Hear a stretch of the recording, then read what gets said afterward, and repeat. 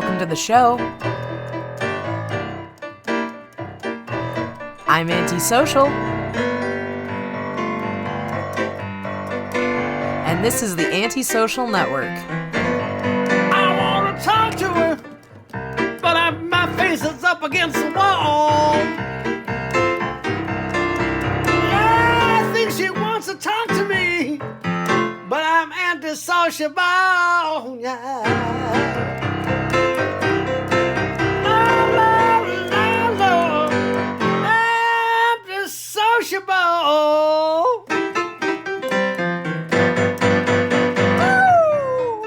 This week, I'm talking about residential schools in Canada, the recent discoveries of over 1,500 unmarked graves there, and how the United States is also complicit. Thanks for tuning in.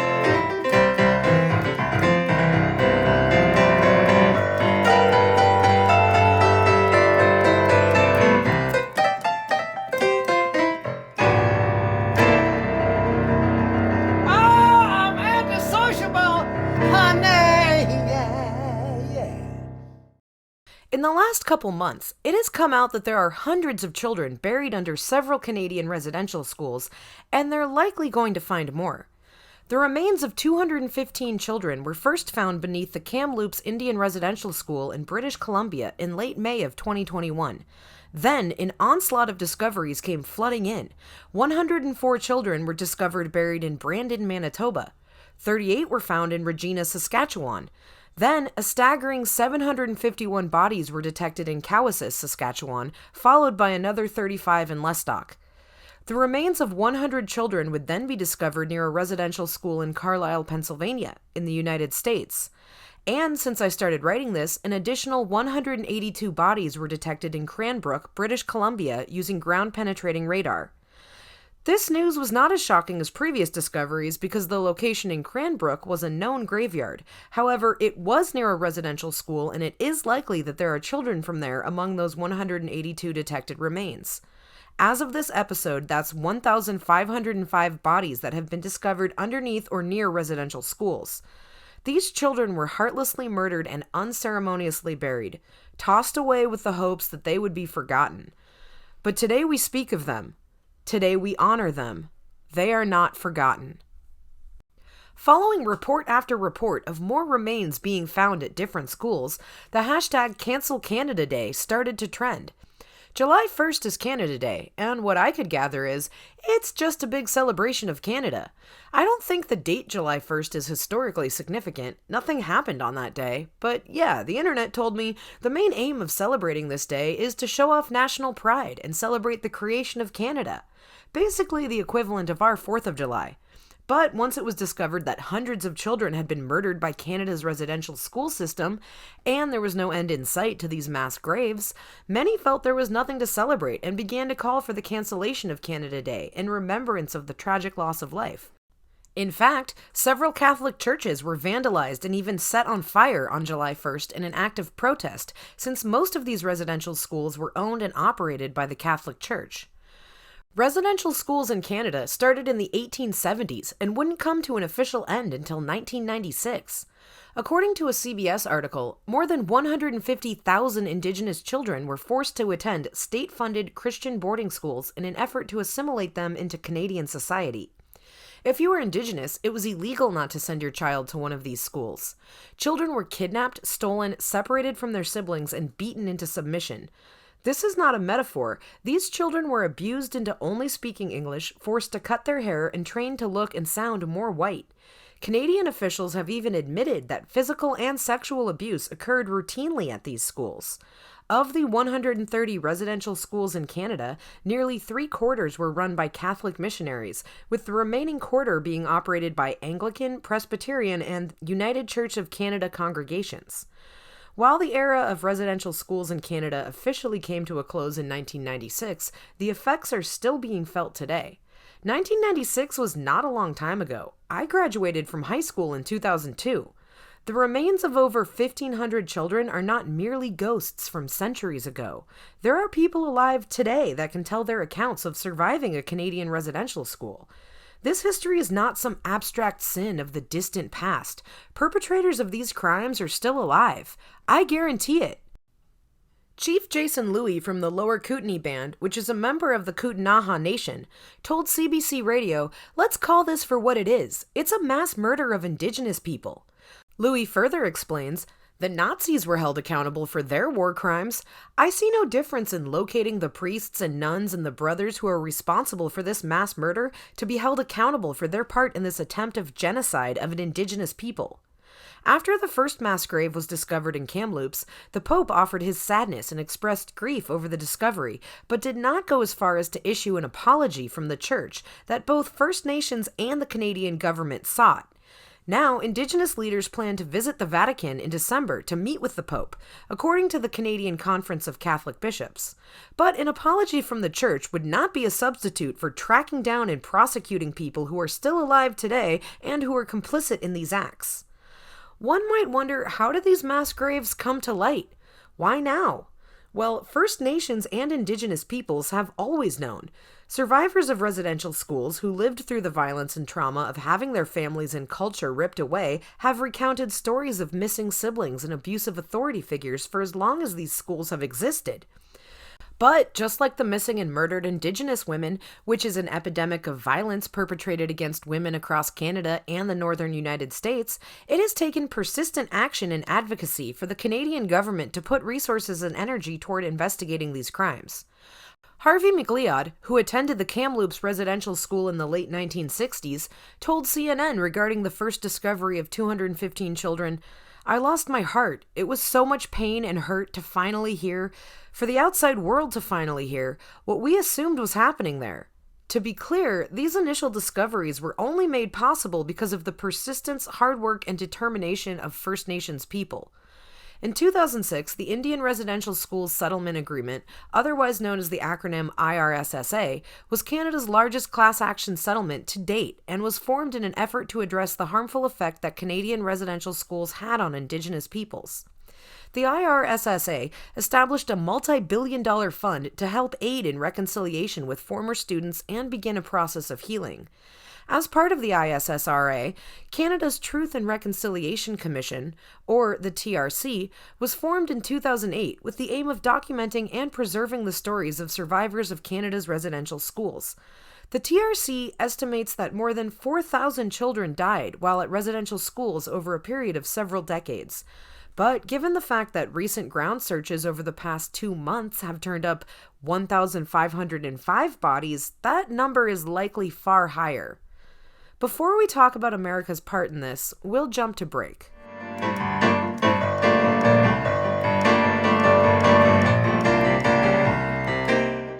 If you love bundt cakes and true crime, you're going to want to stay tuned. If you find yourself staying awake late into the evening watching murder shows while baking, you need this subscription box, the Bunt-A-Killer subscription box. We do hot takes on killer cakes. Every month you will receive a DVD outlining the gory details of one of the world's most notorious serial killers, and a new bundt cake recipe themed to that month's murder. Past popular cakes include BTK Bacon Maple, Raspberry Ramirez, Double Chocolate Charles Manson, and a holiday favorite, our Jean Bonnet Pineapple Pastry Cake. Combine 2 of your favorite pastimes today, and Bunt-A-Killer!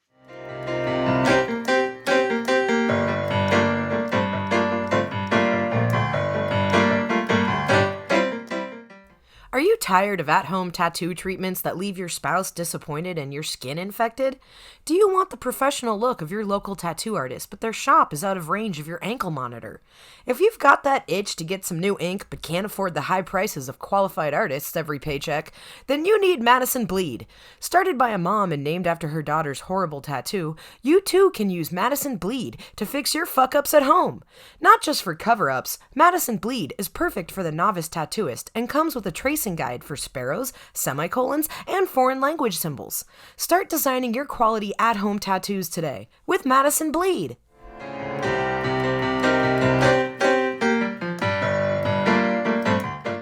Hi, Antisocial here. Have you heard the ads on my podcast for funny fake products? There's products like Pegasus Penises, the strap-on company for the Pegasus with unicorn dreams. Madison Bleed, the at-home tattoo system for when you can't afford those expensive salon treatments. And Yummy Litter, the only cat litter that changes colors and tells you when your cat's litter is safe to eat. Well, it's your lucky day because I'm accepting submissions from you, the listener, of your own funny fake ad. The funniest commercial or commercials will get featured on my podcast. Submit your recordings up to 1 minute long in the Anchor app, or find the link directly in my show notes. Later!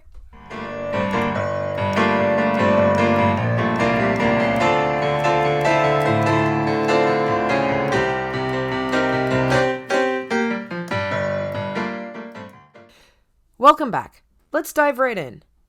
Of course, many are wondering if the same discoveries of mass graves might be looming in the United States' future. Canada is not the only country guilty of this forced assimilation / attempted genocide. The United States has residential schools too, only here we just call them Indian boarding schools. In fact, while Canada had 130 residential schools, America had 365, quote, Indian boarding schools, nearly triple the amount of Canada. It was only until 1978 when Native American parents in the United States gained the right to deny that their children attend one of these schools. Shockingly, however, some of these schools remain open to this day. Research compiled by Dr. Denise Lajimodir indicates that of the 365 boarding schools in the United States, there are 10 still operating in Alaska, 18 in Arizona, 1 in California, 9 in New Mexico, 1 in North Dakota, 4 in Oklahoma, 1 in Oregon, and 9 in South Dakota. However, states that had forced Native American boarding schools that have since closed include Arkansas, Kansas, Michigan, Minnesota, Mississippi, Montana, Nebraska, Nevada, New York, North Carolina, Ohio, Oklahoma, Pennsylvania, Utah, Virginia, Washington, Wisconsin, and Wyoming. Since their advent, Alaska had 40, Arizona 51, and Oklahoma a whopping 78 forced residential schools. In total, 29 out of 50 states participated and were complicit in the systemic genocide and cultural erasure of forced assimilation in these schools. Alarmingly, this is not an exhaustive list. There likely are more that have not been identified, and as noted by the author, some institutions have transformed but carry the weight of genocide in their origin. In contrast to the TRC's estimation that more than 4,000 children died in Canadian residential schools, according to a post by @Indigenous Intentions, there are an estimated 40,000 deaths of Indigenous children attributed to Native American boarding schools in the United States. While the numbers coming out of Canada are staggering, it's very likely ours will be much worse. For anyone who doubts this, I point to a June 3rd episode of NPR's All Things Considered titled, U.S. Boarding Schools Were the Blueprint for Indigenous Family Separation in Canada. This segment cleared up some confusion for me because as much research as I did, I kept getting varying accounts on the total number of Native American boarding schools in the United States. But as I learned from All Things Considered, we don't know the real number. That's because unlike in Canada, where they've been making efforts to document residential schools for years and even have made reparations to Native bands, in the United States there has been no reckoning with this part of our history.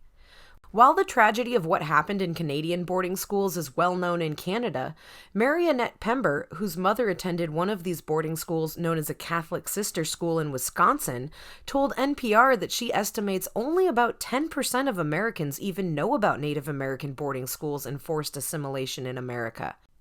It's ironic that Canada is having this reckoning while America watches. Meanwhile, the model for these schools was mostly an American creation, adopted by Canada.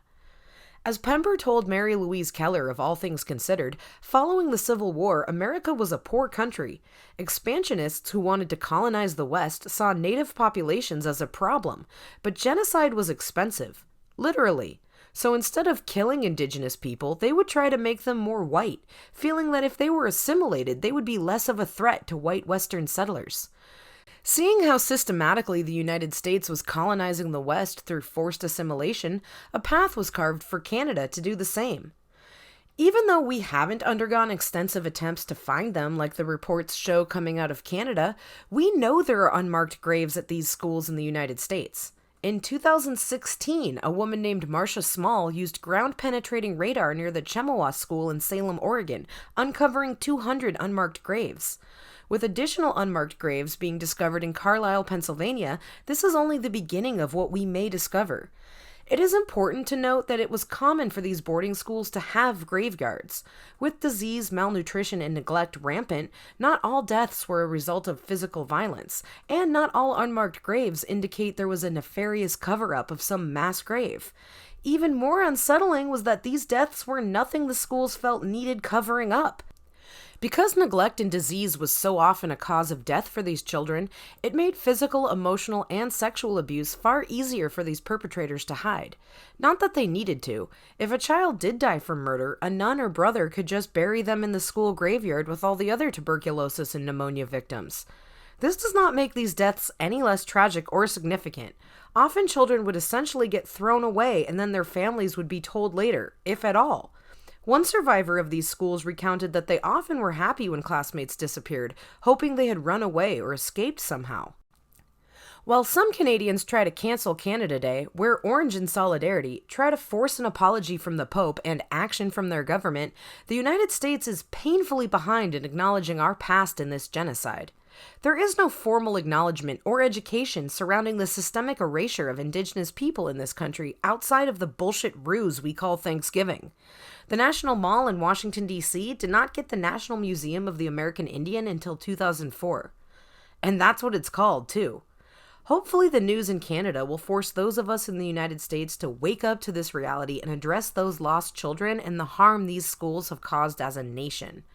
I saw a video of a Catholic clergyman addressing a congregation in which he lamented the fact that no one was talking about the good that has also been done in these residential schools. To stand up during this onslaught of news regarding mass graves of children and try to remind us that good was done too is shameful and unjustifiable. That type of attitude is precisely what allowed God-fearing Catholics to perpetuate these atrocities in the first place, by telling themselves they were helping. Typical white savior bullshit. One thing we can do now is not stay silent. We need to speak up about this and insist funding, research, documentation, and preservation of this history start taking place in our country. And if you're Catholic, now is definitely not the time to stay silent. Another thing you can do is learn whose land you live on. If you live in the United States, you can text your city and state or just your zip code to 855-917-5263 and you'll get a reply with the names of the native lands that correspond with your location. Try it. I reside on Kizh and Tongva land. Knowledge is power. As with anything and being an ally, listen to people you're talking about. Follow Native, Indigenous, and First Nations creators. Listen to their accounts first, above articles and governments. No one can tell Indigenous stories better than Indigenous people. That's my show for this week. I had a small window to get this episode out, and I really hope I did it justice. I'm Antisocial, and this is the Antisocial Network. If you want even more access to me, Antisocial, follow me on Instagram at the Antisocial Network. To support my content creation dreams and to receive 2 bonus episodes a month, subscribe to my Patreon for only $5 a month at patreon.com/the Antisocial Network. And for a limited time, new patrons will receive Antisocial Network stickers and a top-secret handmade zine made by me, Antisocial. To send me voice memos, leave me commentary on an episode, pitch ideas, or to submit your own funny fake ad that I might use in my podcast, download the Anchor app and find my show there, where you can leave me audio clips. If you haven't already, please rate and review me in iTunes. Every 5-star review really helps with my podcast's visibility. As always, new episodes are available in the free feed every week. See you next Wednesday. Later! But I'm antisociable, yeah. Antisociable.